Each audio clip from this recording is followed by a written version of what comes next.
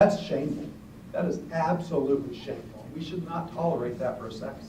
So we need high standards. We need a high bar set for education. We need a high bar set for our students. We need to put expectations on our students that we are preparing them not to be big kids. We're preparing them to be adults and go out into the workforce. And when you're in high school, I'm sorry, but you're an adult in high school.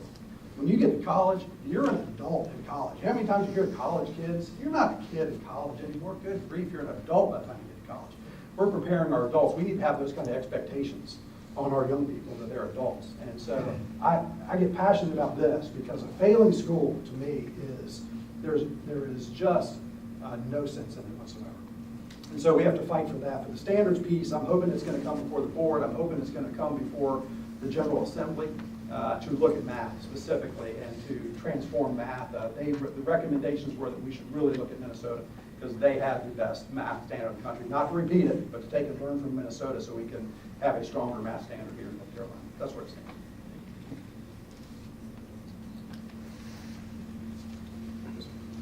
Clay Williams, BB&T, also on the small business committee here in the chamber.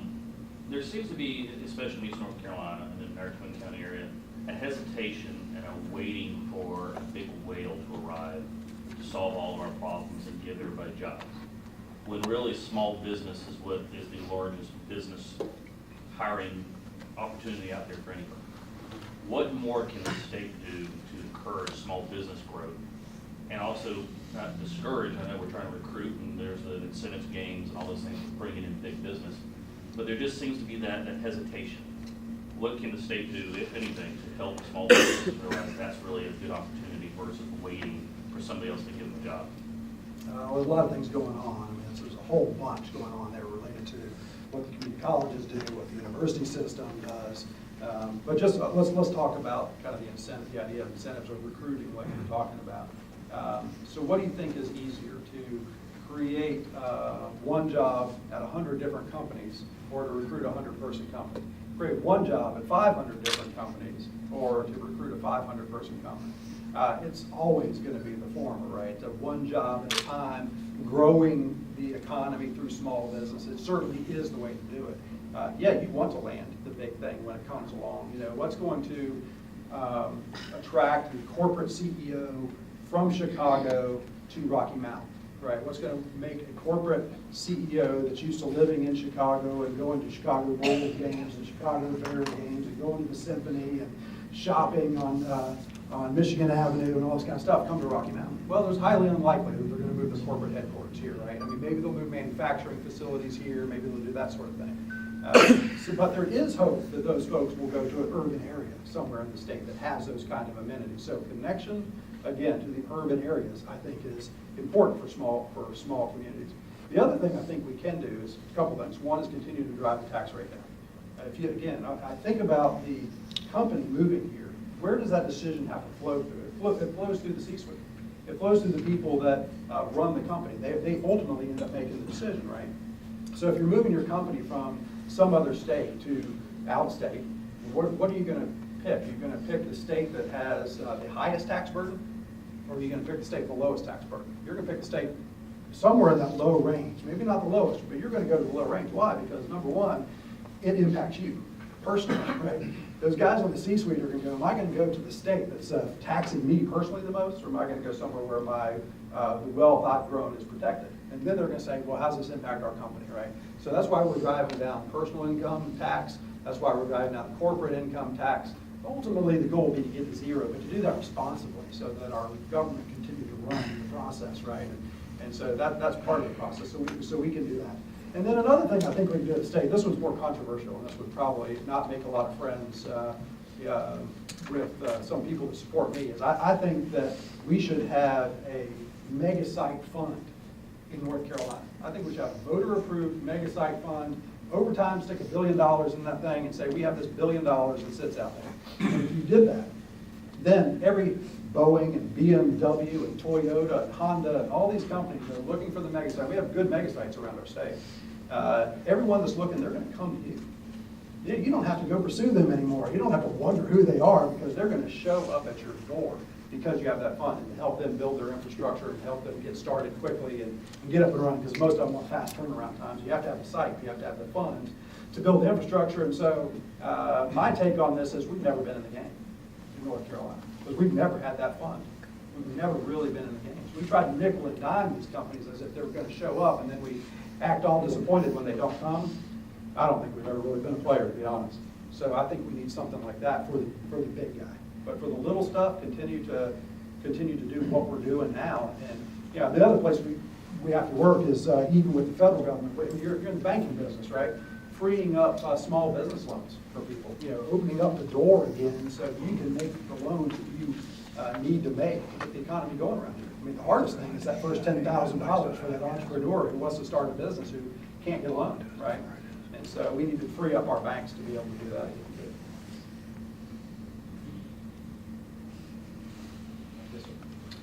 Name's Ken Hunter, and I serve for City of Rocky Mount as Budget Evaluation Manager.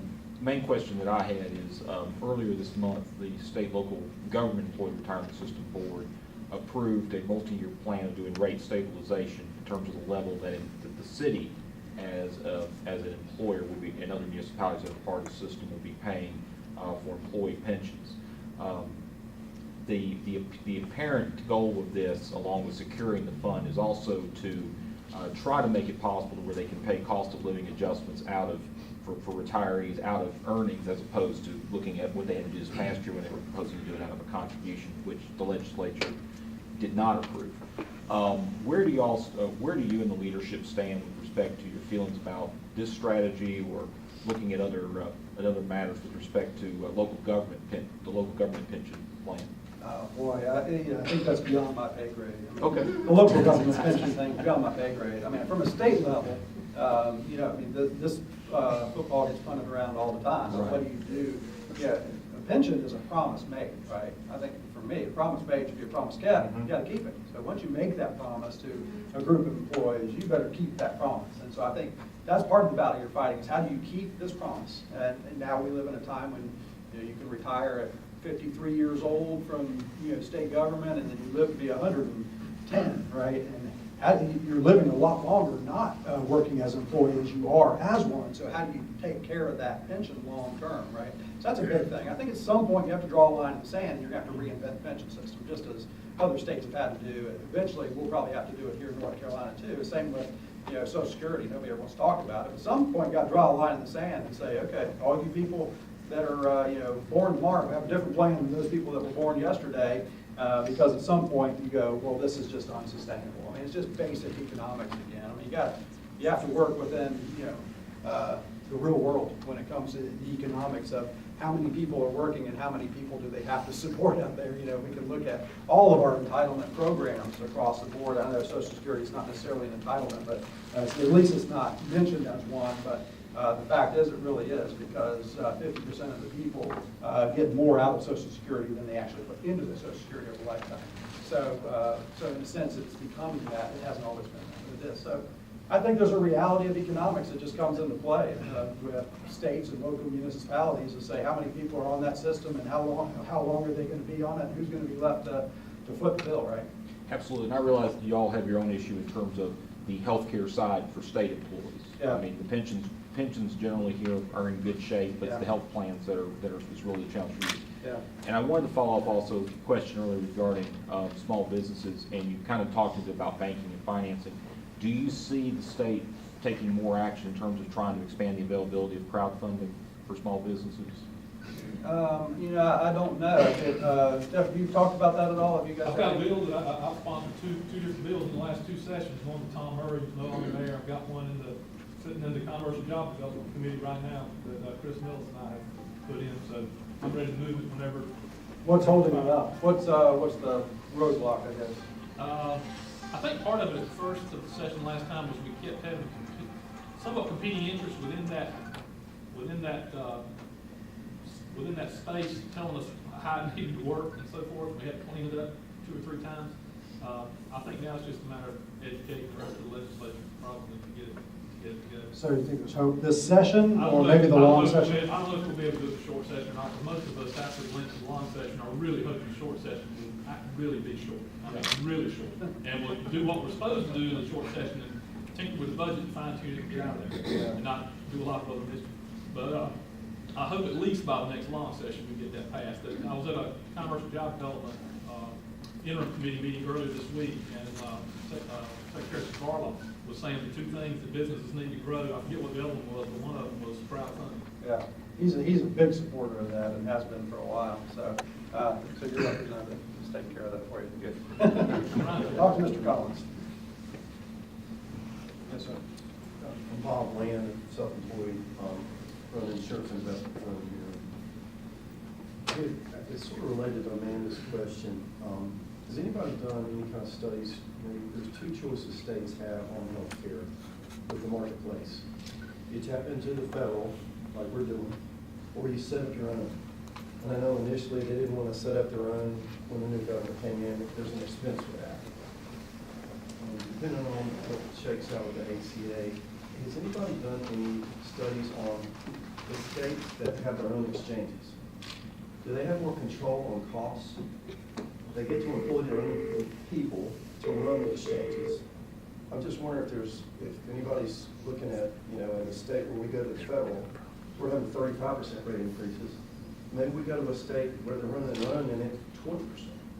Maybe there's some economies of scale. I don't know. Yeah, I mean, it's moving target. I mean, as you know, the Affordable Care Act doesn't even go into full effect until next year, not even this year. And we'll see the full brunt of that next year. But yeah, I mean, the whole healthcare thing is completely in flux all the time. So yeah, I mean, the General Assembly is looking at that. There are economists looking at that. DHHS is looking at that. The governor's people are looking at that. I mean, all the time. They're always trying to figure out what the best thing is. And the answers you get from the experts all the time, and I meet with people and I say, what do we need to do? You know, what's the best answer? And they say, there's not one. Right. You know, that's pretty discouraging when there's not a best, you know, there's not even a good, you know, out there. So you're watching what's going on in all these other places, and the reason it's taking on is because we understand that we have $19 trillion of debt. The federal government, they don't have any money to pay for it either. And they're saying, you know, just take this and we'll pay you for these couple of years. And then our fear was we're left holding the bag when they go away. They can no longer afford to pay it. You know, we're just left holding what we built. So. And the national debt has gone up a lot more since the ACA. Yeah. So it's not being paid for. It's just That's right. passing It's on just debt. that's right. It's all debt service. That's right. Yes, ma'am. The state health plan is in trouble. Blue Cross Blue Shield is reporting a $400 million deficit. We have a problem. The Council of State needs to be all over this. Wayne Goodwin is the only one who stood up. And yes, that's his job, but he's ringing the alarm bell and he's being vilified for it. The Council of State needs to support him. Blue Cross Blue Shield has a debacle, and they still haven't straightened it out. And many people in this state have been affected. They control 72% of health care in North Carolina. More people than Wayne Goodwin need to be on top of this. The Attorney General, the Governor, yourself. Yeah, I mean, I'm sure there's a lot of people that are going to end up being on top of this. It's starting to make news, right? So you're starting to hear about it for the first time. It's everywhere. Yeah, and listen, I mean, we are reaping the rewards of the Affordable Care Act. Yes. You know, I don't care how to say it. You can sugarcoat it if you want to. We are reaping the rewards of the Affordable Care Act. And that when you say, well, we'll read the 3,000-page bill after we pass it and see what's in it. Well, you just got what you deserved as a country, right? And that's part of the process. Is we are going to continue to reap the rewards of that for years to come, unless there's a repeal of it and we get healthcare reform back on track. I mean, I think the only good thing that came out of the Affordable Care Act is that it really raised the flag for people that we have to do something about it. Right? People are finally talking about it, and when they really hadn't been talking about it for a long time. So they're finally talking about it, and it's coming home to North Carolina too to have to deal with that here, no doubt. Our state health plan is being kicked down the road. No one wants to tackle that. It's in trouble. Well, I wouldn't say that nobody wants to tackle it. I mean, there are certainly people that understand, I mean, listen, you can only tackle so many things at one time, right? a lot of things had been kicked down the road for a lot of decades here. You know, unemployment insurance was kicked down the road. Our overruns in a lot of different agencies and departments have been kicked down the road for a long time, and we're trying to deal with those one at a time. You know, we've been doing this for 3 years now, so we got to have some more time. But that's coming up. It's not going to be long. We have to deal with it. I know Mr. Collins knows about it. Jeff, who wants you? Dan, when I got to General Assembly in 2011, when our party first took control, we had even under the old plan, before the ACA and before all the cost overruns, one of the first things we were told, well, I knew when I ran, it was running a $2.5 billion structural budget deficit because they used non-recurring federal stimulus money for ongoing operating expenses. You know, just as if I got a $2.5 million bonus one year and I set my family spending, so we're going to spend that money every year. Also, when I got there, I found out about 2.8 we owed unemployment. But also, our actuaries told us that the General Assembly before us was $400 million short of funding the health benefits, and state employees were going to run out of benefits and have to pay their stuff out of pocket. We didn't come up with another $400 million, which we did. Then the week after that, they told us that they also shorted the state retirement plan by $500 million. So we had to come up with that. So we were on a $6.2 billion hole when I got to the General Assembly in 2011. Our whole budget wasn't but $20 billion. That's a third of a year's budget we had to come up with. So it's not something new. Now this is not a result of us doing irresponsible budgeting. This is a result of the ACA causing all these cost overruns. But I can guarantee you the General Assembly will do something about it because we've had to do something about it before, even before ACA. I mean, we'll fund it however it has to be funded. We'll find the money somewhere. If it has to come out of that $1 billion we set aside in the rainy day fund or whatever. We won't let it go broke, and you won't have to pay your own bills. Well, I predict that we'll be begging for single payer before this is over. And that's what it's coming to. People are really caught off guard by this. If they're seeing, and next year when it really kicks in, there was a woman who wrote a letter to the News and Observer, I guess it was Sunday, and she said her health care used to be $675 a month. It had expanded to $1,400, and next year would be $1,800 a month. Not unusual. That's normal, and that's actually tame compared to a lot of things that I've seen. So yeah, and again, it would be easier for us if you could point fingers at the state and say that the state made this problem happen, but we didn't. But we're going to fix it. We're not going to ignore it. As Jeff said, we haven't kicked any cans down the road. We haven't swept anything under the rug. So we're dealing with them as we deal with them as they come along. This is something else we'll have to deal with. In fact, I mean, the reality is it's your money in the end. I mean, there's no government funds, there's no government money. No government, dollars. This is your money. This is the fruits of your labors that you've worked hard for, that you've earned, and it's going to pay for a whole bunch of messes out there that have to be fixed. So, hear you loud and clear. Got a question. So I'm Daniel Moss on the Cornerstone Funeral Home, and I'm also PTO president of one of our largest schools in the county. And my wife is also a teacher of one of the largest middle schools in the county, mathematics. I've listened to a lot of comments that's kind of built up to what my question is.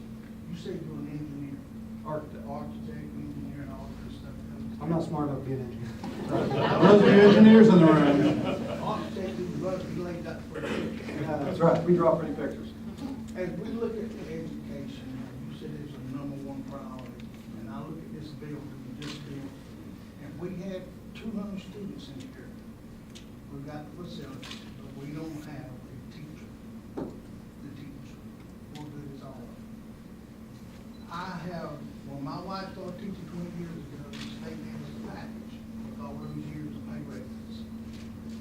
And it started out with 0 years of service, work 1 year, 19, right, $20,000 a year. And you had to work the second year, you get the first year, little raise. Well, when it stopped, we were nowhere near the projection of what the state promised for a career to go into. And today, y'all keep saying that the lottery is educational promotion, but in the fine print law. Not y'all, not me. I don't talk about lottery and education. I think it's a horrible way to fund education. It funds the buildings, new buildings, new projects, but what does new schools and no teachers?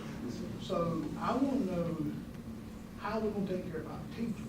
Because when I'm sitting in a PTO meeting, and you got teachers that can't get paper, they can't get supplies, PTOs haven't raised money to get it. For years, I bought my own wife a printer to print her stuff we use in mathematics, because the school can't afford it.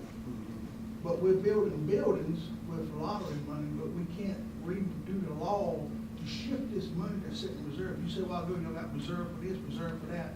If education is the most important engine of this train, then we need to move some laws, move some money, pay these teachers, and the raise that y'all said, you get 35,000 starting teachers off. Y'all got so many teachers in North Carolina disgusted because they've served their whole careers in it, and you're starting a teacher off of 35, where these teachers that's built us where we are in this great state of North Carolina. It's like you haven't even acknowledged what they've done to build this pyramid of success. Well, I'd like to say first that it's a pyramid of success, but it's not. I mean, education in America is not a pyramid of success. But, you know, to back up, and I'll address all your points. One is, again, we've been doing this 3 years, right? When we took over, the administration that came before us cut education funding by $1.25 billion the same year that we came into office. $1.25 billion. It's taken us 4 years to put $1.5 billion back into the system. They cut teacher step raises. You're talking about when the step raises stopped, the promises that were made for that step, they cut that. They stopped it, they froze it. We put it back into place. There hadn't been a solid teacher raise in decades in North Carolina. We gave them the largest raise in the United States of America, average 7%. Yet not everybody reaped the same reward from it, but there's only so much money out there. And I can tell you, it's not only teachers, every employee in North Carolina would say the same thing to you. What about me, right? You go give teachers a raise, and then you have every other employee in the state of North Carolina saying, hey, what about me? And I can go across the state of North Carolina. I can look at average people doing just average jobs out there, and they'd be saying, hey, what about me? I haven't gotten a raise either. You know, I mean, you're in the middle of a recession, right? The deepest recession we've had in this country since the Great Depression. And so, you know, it is what it is. We're digging out of that. Now, what I believe is that a couple things. One, I think education needs to fundamentally change in America. We've been doing the same thing for 100 years in America, teaching generally the same way, with generally the same kind of tools, and expecting different results. We have schools in our state, like I said earlier, that have been failing year after year after year after year after year, and we put policy after policy after policy and regulation after regulation after regulation, and go from no child left behind to the next thing. And you're putting all these regulatory burdens and mandates on top of teachers to do more and more paperwork and do everything but teach. You know, let's teach to the test, let's do whatever. Graduation rates are going up, our kids aren't getting any smarter. We're graduating kids from high school that aren't any smarter than they were yesterday, but we're graduating more. What does that mean? Well, to me, it means we've dumbed down education in North Carolina so that our graduation rate looks better, right? Not acceptable. Not acceptable for the world that these kids are going into. So we have opportunities now that we've never had before. I've been pushing the digital learning plan in North Carolina for the last several years, getting funding from the legislature, working with folks like Mr. Collins to make sure that we can fund it, working with the FCC in Washington, D.C. to reinvent their E-rate program to help fund digital connectivity in our schools. We'll be the first state in the country to have every school connected, every classroom connected to high-speed broadband, and have one-to-one devices in the hands of our students. Why is that important? That's important because when we're talking about bridging the education divide that's existed in this country for forever, since the beginning of time, poor rural northeastern North Carolina, students that don't have access to advanced math and advanced science classes, Mandarin, Chinese, you name it, they can have access to it in real time, right there at their fingertips. We have to get to the place where we're flipping classrooms, where we're doing all kinds of different types of learning, where we're moving to competency-based learning so we can ensure that our students know exactly what they know. We know that they know what they know before they move on to the next grade or the next class or before they graduate. All these things structurally are changing right now. And as it comes to teachers, I think that it's time in America to really kind of put up or shut up on this issue. You know, we say that education is the most important thing. We talk about, well, you know, we sit there and we fund our prisons and we fund our welfare systems and we pay for all this crime that's going on around our country and dealing with crime. Well, if you educate a student, then you know, you don't have to deal with a lot of that down the road. You bring them into society as an income earner, right, instead of somebody that's taking from the system. If we're really serious about it, why don't we put up, right? Why don't we do something about it? Why don't we say, okay, we are going to make teaching a profession, just like we make doctors and lawyers and architects and engineers a profession. What does that do? It raises the bar for the quality of teacher that's going into the classroom, right? We say we want the best and brightest people teaching our young people. And that's not what we get across the board. It's not what we get. And so if we're going to say that, we need to raise the bar. Why not, if this is important, lift teachers up to the same level as doctors and engineers, raise the bar for entry into the teaching profession, which then raises the pay levels for those teachers down the road, makes them professionals, like everybody else is, engineers and doctors and accountants and whatever, and get down to business. Put the best teachers you can find into the classroom, right? So it changes the dialogue about what this means long term. So we have to be willing to invest in that, right? That's going to be a slow burn. It's going to take time to get there. We have to invest in that, and then the goal is to say we have all this ability now to change how teachers teach, how students learn with things like digital technology to allow competency-based learning to transform the classroom. When those kinds of things happen, then I think we can make some real changes. There's a million structural things that have to change the bureaucracy of education, to change the status quo of education. But I think How long we will have to it start. take to change? It'll take a long time. It'll take years to change. You have to change the bureaucracy. I mean, you're turning a cruise ship in a river. It's a very hard thing to do. It's going to take time to do it, and we have to do it the right way. Does the state of North Carolina have the money to do what you're? I don't know how much money it's going to take. I don't know what that means. I think we have to start the process of talking about it. That's a national issue to take teaching